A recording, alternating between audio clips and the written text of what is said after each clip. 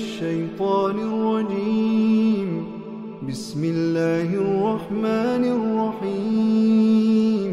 براءة من الله ورسوله إلى الذين عاهدتم من المشركين فسيحوا في الأرض 4 أشهر واعلموا أنكم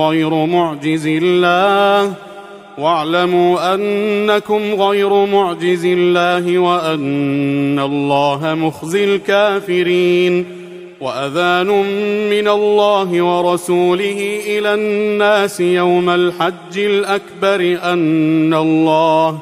أن الله بريء من المشركين ورسوله، فإن تبتم فهو خير لكم، وإن توليتم فاعلموا أنكم غير معجز الله، وبشر الذين كفروا بعذاب أليم.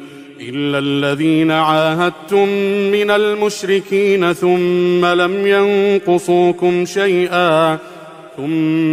ينقصوكم شيئا ولم يظاهروا عليكم أحدا فأتموا إليهم عهدهم إلى مدتهم إن الله يحب المتقين. فإذا انسلخ الأشهر الحرم فاقتلوا المشركين حيث وجدتموهم وخذوهم واحصروهم واقعدوا لهم كل مرصد، فإن تابوا وأقاموا الصلاة وآتوا الزكاة فخلوا سبيلهم إن الله غفور رحيم. وإن أحد من المشركين استجارك فأجره حتى يسمع كلام الله ثم أبلغه مأمنه، ذلك بأنهم قوم لا يعلمون.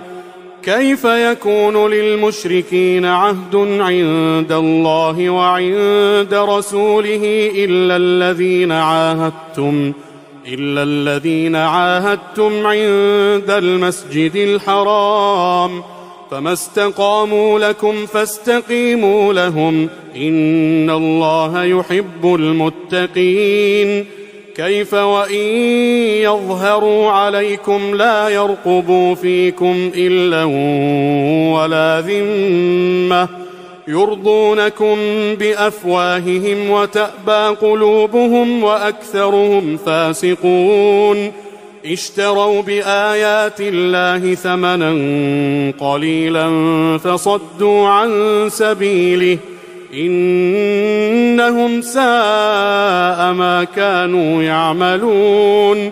لا يرقبون في مؤمن إلا ولا ذمة وأولئك هم المعتدون.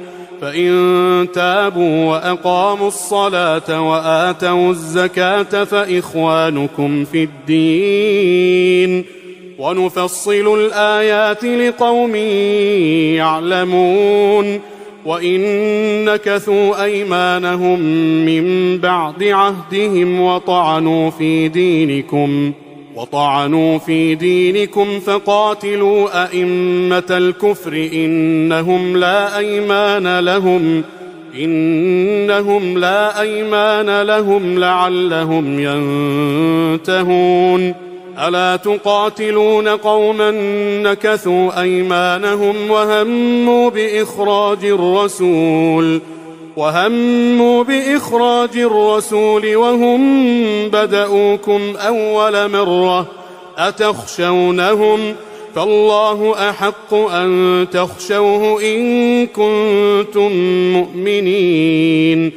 قاتلوهم يعذبهم الله بأيديكم ويخزهم وينصركم عليهم ويشف صدور قوم مؤمنين ويذهب غيظ قلوبهم ويتوب الله على من يشاء والله عليم حكيم. أم حسبتم أن تتركوا ولما يعلم الله الذين جاهدوا منكم ولم يتخذوا من دون الله ولا رسوله ولا المؤمنين وليجة والله خبير بما تعملون. ما كان للمشركين أن يعمروا مساجد الله شاهدين على أنفسهم بالكفر، أولئك حبطت أعمالهم وفي النار هم خالدون. إنما يعمر مساجد الله من آمن بالله واليوم الآخر وأقام الصلاة وآتى الزكاة ولم يخش إلا الله، فعسى أولئك أن يكونوا من المهتدين. أجعلتم سقاية الحاج وعمارة المسجد الحرام كمن آمن بالله واليوم الآخر وجاهد في سبيل الله لا يستوون عند الله والله لا يهدي القوم الظالمين. الذين آمنوا وهاجروا وجاهدوا في سبيل الله بأموالهم وأنفسهم أعظم درجة عند الله وأولئك هم الفائزون. يبشرهم ربهم برحمة منه ورضوان وجنات لهم فيها نعيم مقيم خالدين فيها أبدا إن الله عنده أجر عظيم. يا أيها الذين آمنوا لا تتخذوا آباءكم وإخوانكم أولياء إن استحبوا الكفر على الإيمان ومن يتولهم منكم فأولئك هم الظالمون. قل إن كان آباؤكم وأبناؤكم وإخوانكم وأزواجكم وعشيرتكم وأموال اقترفتموها وتجارة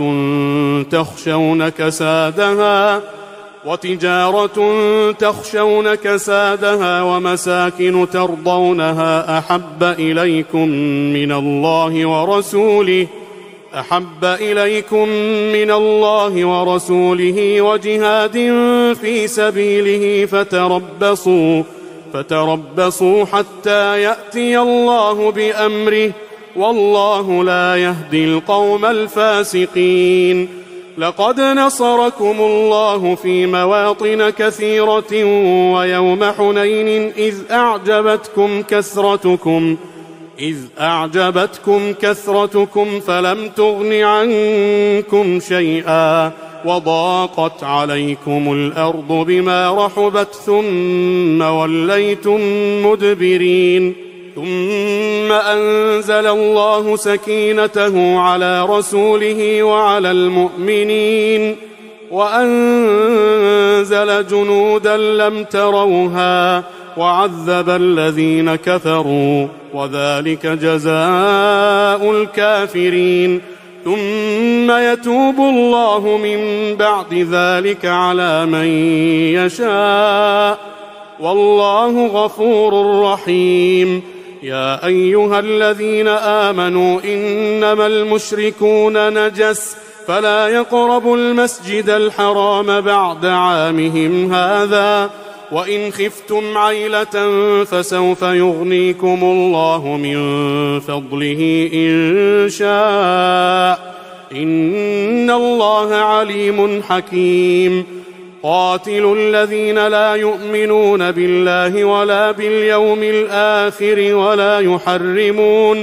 ولا يحرمون ما حرم الله ورسوله ولا يدينون دين الحق من الذين أوتوا الكتاب حتى يعطوا الجزية عن يد وهم صاغرون.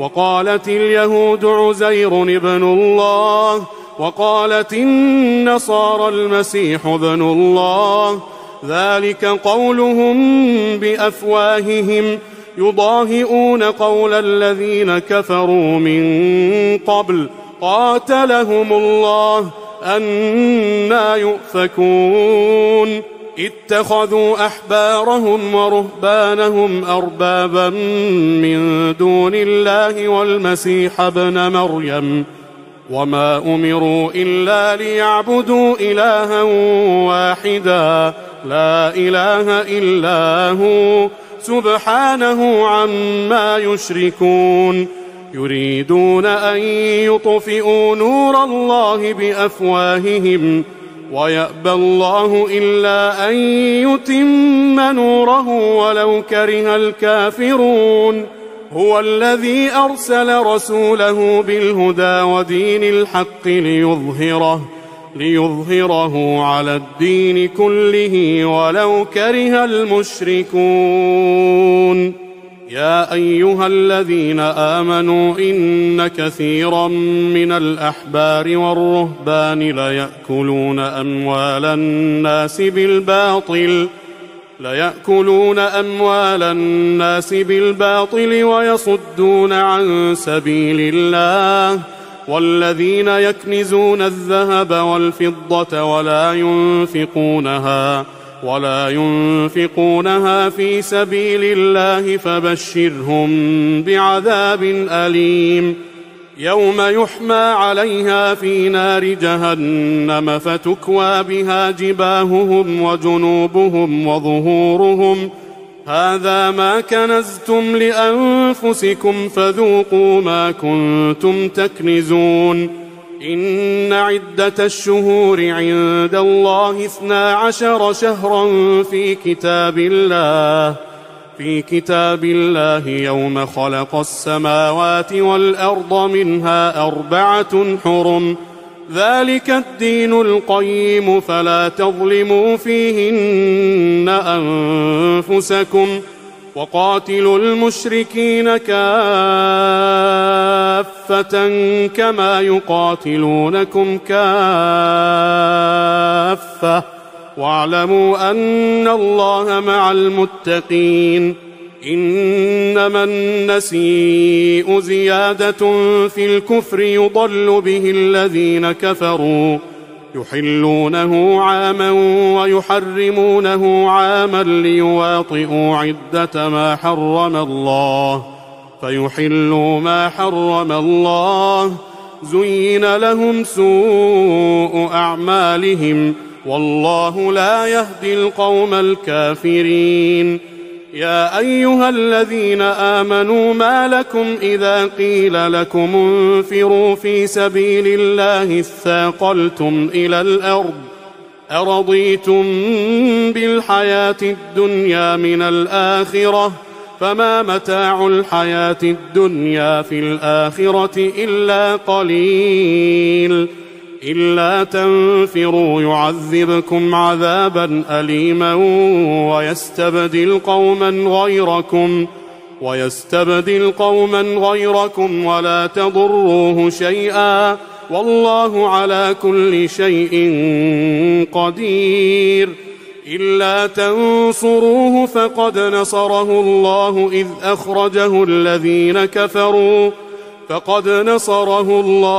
أخرجه الذين كفروا ثاني اثنين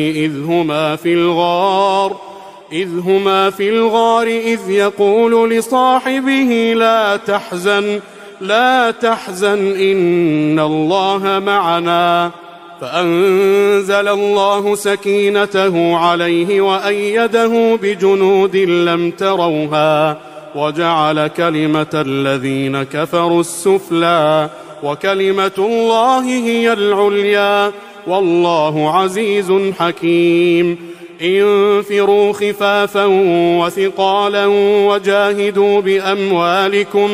وجاهدوا بأموالكم وأنفسكم في سبيل الله ذلكم خير لكم إن كنتم تعلمون لو كان عرضا قريبا وسفرا قاصدا لاتبعوك ولكن بعدت عليهم الشقة وسيحلفون بالله لو استطعنا لخرجنا معكم يهلكون أنفسهم والله يعلم إنهم لكاذبون عفى الله عنك لم أذنت لهم حتى يتبين لك الذين صدقوا وتعلم الكاذبين لا يستأذنك الذين يؤمنون بالله واليوم الآخر أن يجاهدوا بأموالهم وأنفسهم والله عليم بالمتقين إنما يستأذنك الذين لا يؤمنون بالله واليوم الآخر وارتابت قلوبهم فهم في ريبهم يترددون ولو أرادوا الخروج لأعدوا له عدة ولكن كره الله بعاثهم فثبطهم وقيل اقعدوا مع القاعدين لو خرجوا فيكم ما زادوكم إلا خبالا ولأوضعوا خلالكم يبغونكم الفتنة وفيكم سماعون لهم والله عليم بالظالمين لقد ابتغوا الفتنة من قبل وقلبوا لك الأمور حتى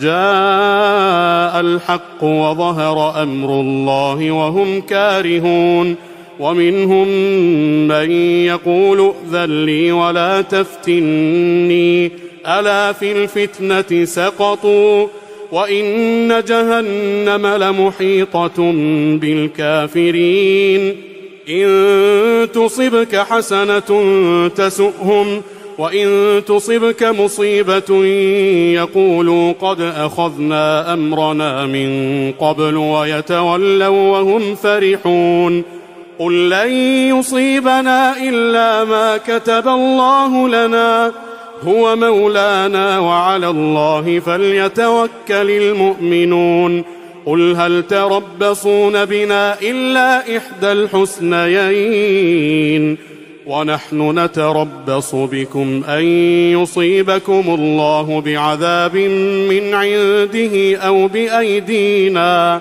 فتربصوا إنا معكم متربصون قل أنفقوا طوعا أو كرها لن يتقبل منكم إنكم كنتم قوما فاسقين وما منعهم أن تقبل منهم نفقاتهم إلا أنهم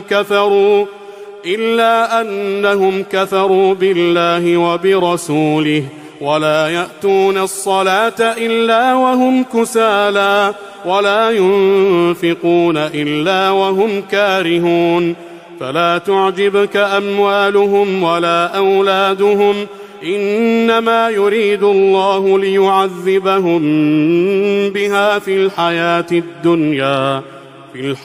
الدنيا وتزهق أنفسهم وهم كافرون ويحلفون بالله إنهم لمنكم وما هم منكم ولكنهم قوم يفرقون لو يجدون ملجأ أو مغارات أو مدخلا لولوا إليه وهم يجمحون ومنهم من يلمزك في الصدقات فإن أعطوا منها رضوا وإن لم يعطوا منها إذا هم يسخطون ولو أنهم رضوا ما آتاهم الله ورسوله وقالوا حسبنا الله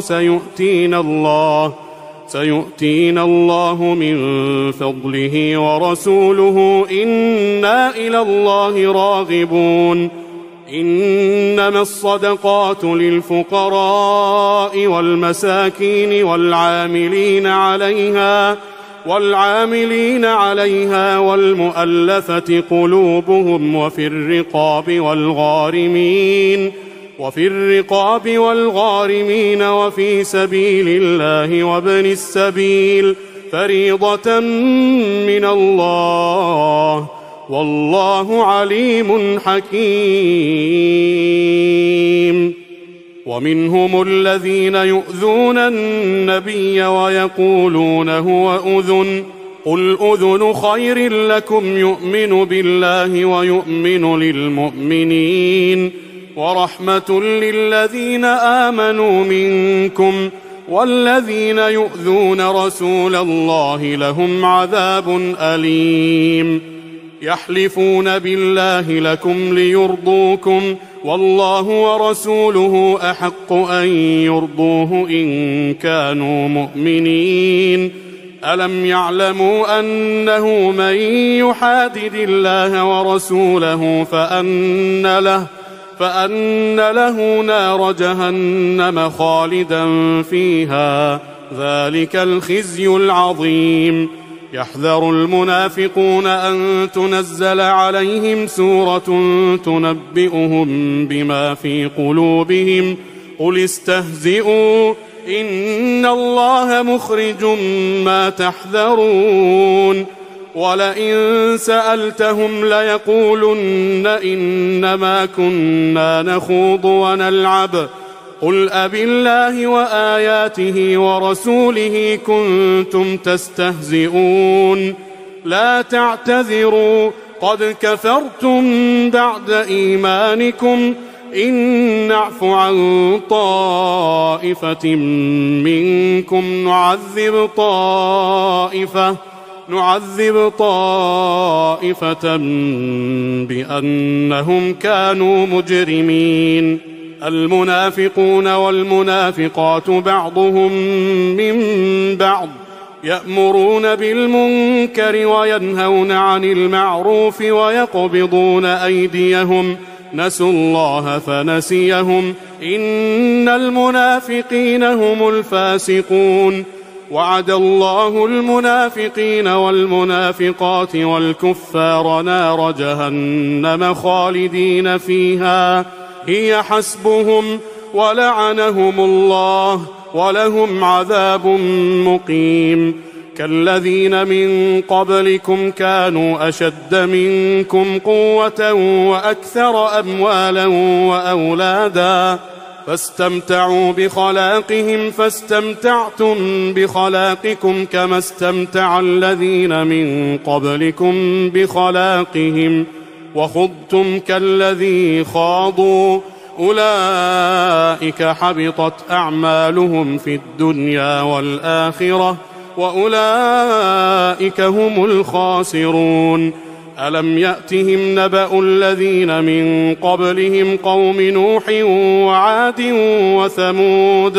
وعاد وثمود وقوم إبراهيم وأصحاب مدين والمؤتفكات أتتهم رسلهم بالبينات فما كان الله ليظلمهم ولكن كانوا أنفسهم يظلمون. والمؤمنون والمؤمنات بعضهم أولياء بعض يأمرون بالمعروف وينهون عن المنكر ويقيمون الصلاة ويؤتون الزكاة ويطيعون الله ورسوله أولئك سيرحمهم الله إن الله عزيز حكيم.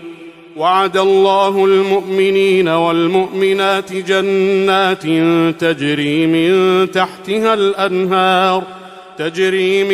تحتها الأنهار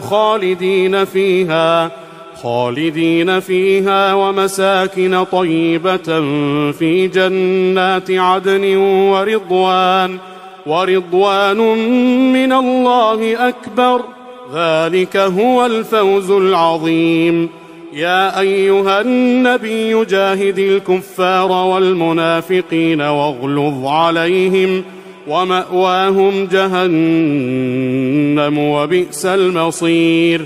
يحلفون بالله ما قالوا ولقد قالوا كلمة الكفر وكفروا بعد إسلامهم وهموا بما لم ينالوا وما نقموا إلا أن أغناهم الله ورسوله من فضله فإن يتوبوا يك خيرا لهم وإن يتولوا يعذبهم الله عذابا أليما في الدنيا والآخرة وما لهم في الأرض من ولي ولا نصير. ومنهم من عاهد الله لئن آتانا من فضله لنصدقن ولنكونن من الصالحين فلما آتاهم من فضله بخلوا به وتولوا وهم معرضون فأعقبهم نفاقا في قلوبهم إلى يوم يلقونه بما أخلفوا الله ما وعدوه وبما كانوا يكذبون. ألم يعلموا أن الله يعلم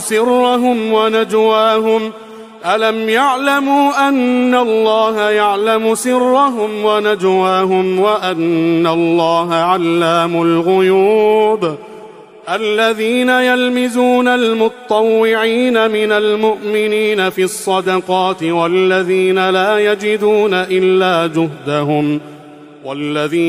يجدون إلا جهدهم فيسخرون منهم سخر الله منهم ولهم عذاب أليم.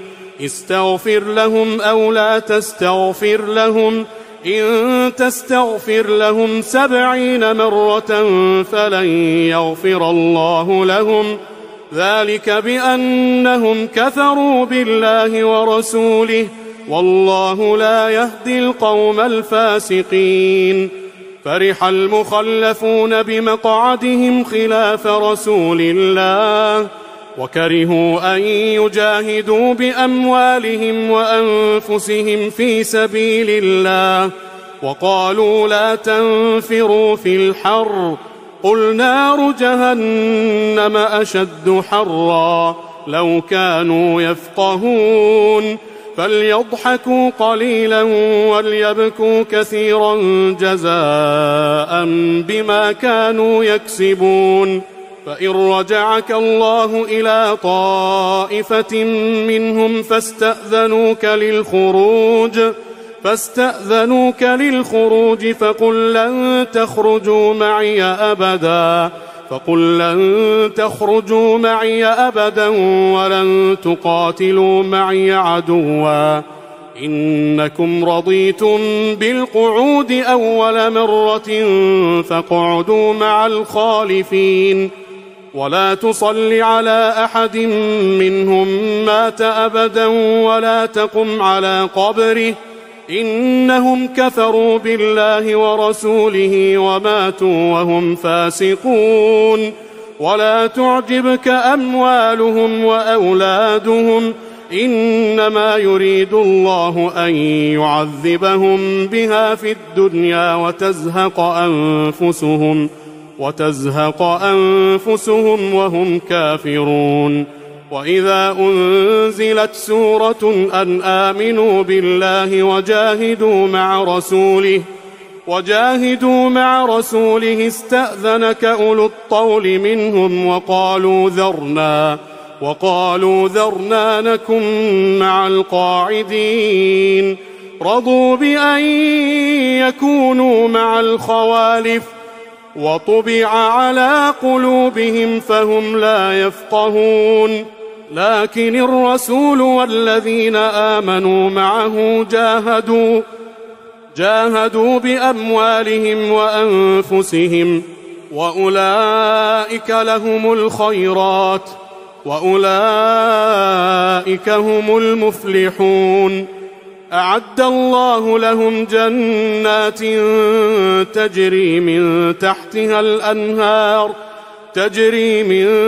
تحتها الأنهار خالدين فيها، ذلك الفوز العظيم.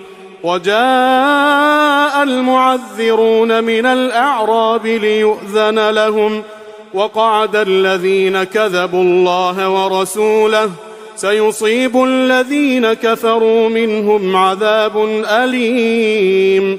ليس على الضعفاء ولا على المرضى ولا على الذين لا يجدون ما ينفقون حرج إذا نصحوا لله ورسوله، ما على المحسنين من سبيل، والله غفور رحيم. ولا على الذين إذا ما أتوك لتحملهم قلت لا أجد ما أحملكم عليه تولوا وأعينهم تفيض من الدمع حزنا ألا يجدوا ما ينفقون. إنما السبيل على الذين يستأذنونك وهم أغنياء رضوا بأن يكونوا مع الخوالف، وطبع الله على قلوبهم فهم لا يعلمون. يعتذرون إليكم إذا رجعتم إليهم، قل لا تعتذروا لن نؤمن لكم قد نبأنا الله من أخباركم، وسيرى الله عملكم ورسوله، ثم تردون إلى عالم الغيب والشهادة فينبئكم بما كنتم تعملون. سيحلفون بالله لكم إذا انقلبتم إليهم لتعرضوا عنهم، فأعرضوا عنهم إنهم رجس، ومأواهم جهنم جزاء بما كانوا يكسبون. يحلفون لكم لترضوا عنهم، فإن ترضوا عنهم فإن الله لا يرضى عن القوم الفاسقين. الأعراب أشد كفرا ونفاقا وأجدر ألا يعلموا حدود ما أنزل الله على رسوله، والله عليم حكيم. ومن الأعراب من يتخذ ما ينفق مغرما ويتربص بكم الدوائر، عليهم دائرة السوء، والله سميع عليم. ومن الأعراب من يؤمن بالله واليوم الآخر ويتخذ ما ينفق قربات عند الله وصلوات الرسول، ألا إنها قربة لهم، سيدخلهم الله في رحمته، إن الله غفور رحيم. والسابقون الأولون من المهاجرين والأنصار والذين اتبعوهم بإحسان رضي الله عنهم ورضوا عنه، وأعد لهم جنات تجري تحتها الأنهار خالدين فيها أبدا، ذلك الفوز العظيم. وممن حولكم من الأعراب منافقون، ومن أهل المدينة مردوا على النفاق لا تعلمهم نحن نعلمهم، سنعذبهم مرتين ثم يردون إلى عذاب عظيم. وآخرون اعترفوا بذنوبهم خلطوا عملا صالحا وآخر سيئا، عسى الله أن يتوب عليهم، إن الله غفور رحيم.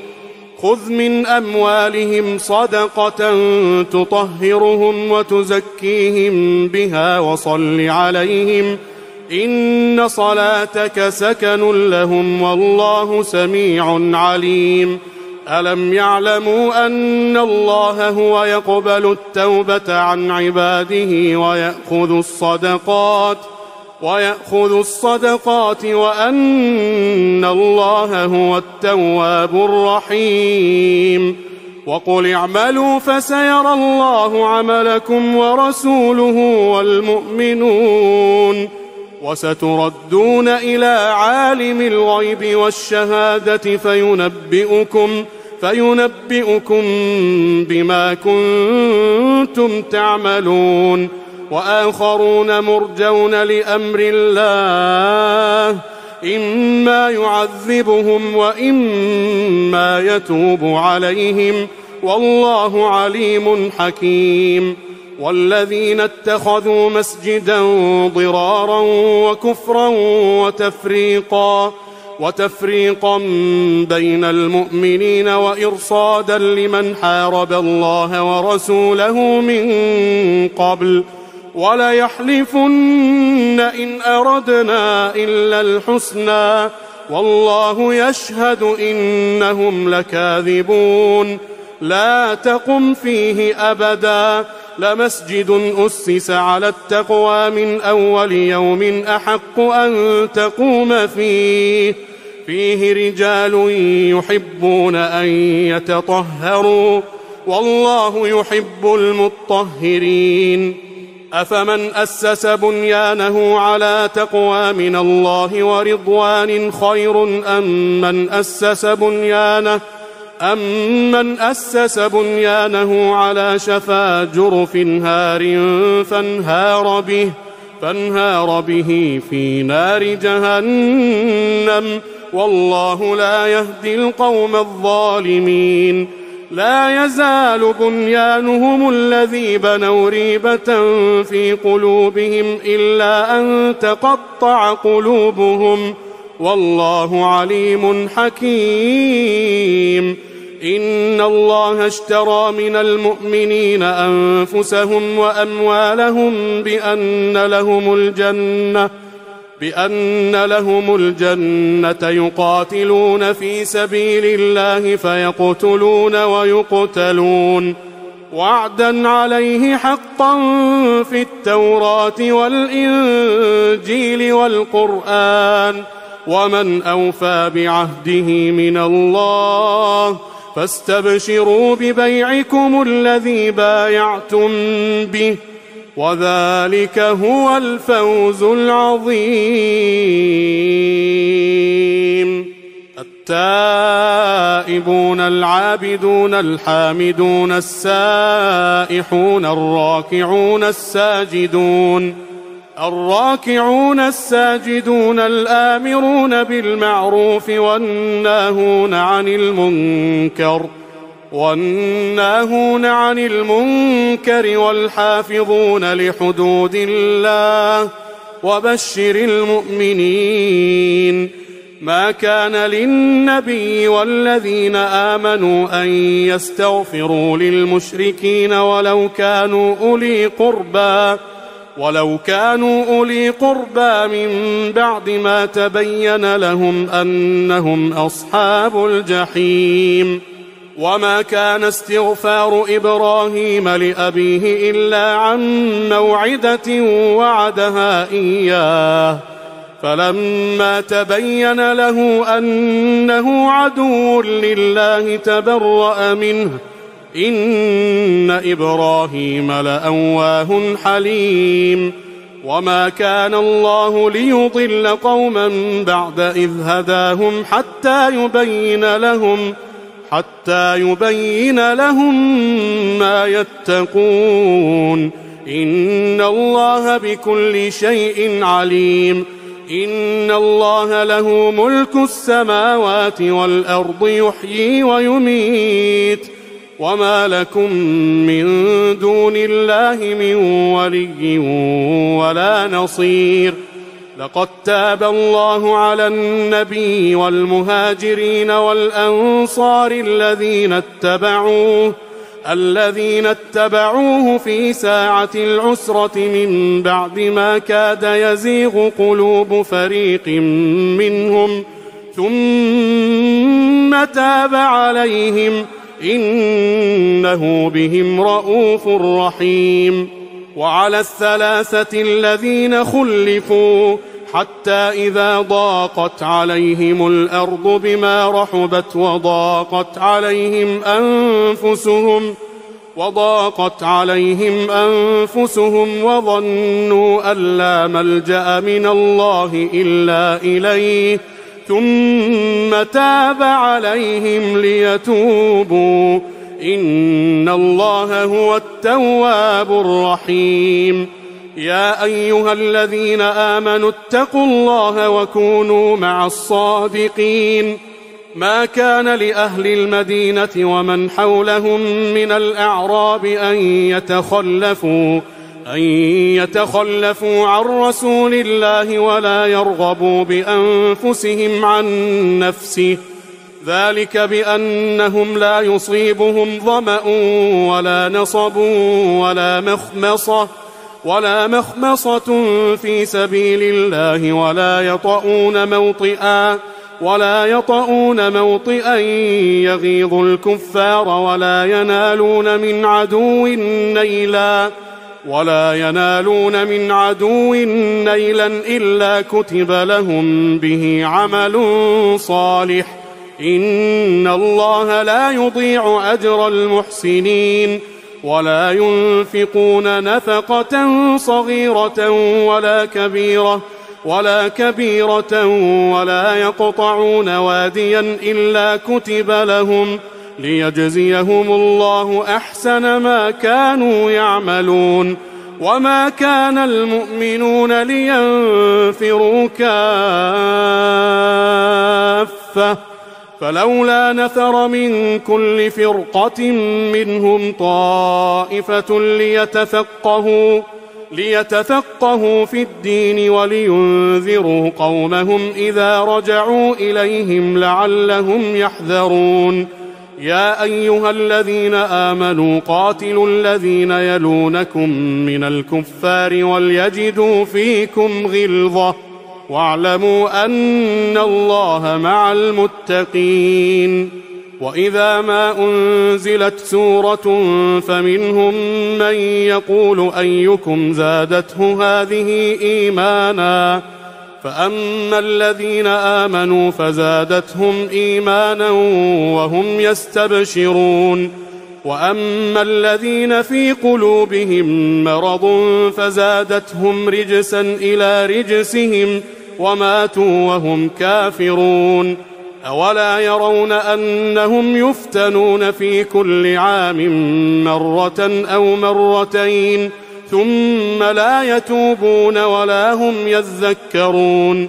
وإذا ما أنزلت سورة نظر بعضهم إلى بعض هل يراكم من أحد ثم انصرفوا صرف الله قلوبهم بأنهم قوم لا يفقهون. لقد جاءكم رسول من أنفسكم عزيز عليه ما عنتم حريص عليكم بالمؤمنين رءوف رحيم. فإن تولوا فقل حسبي الله لا إله إلا هو عليه توكلت وهو رب العرش العظيم.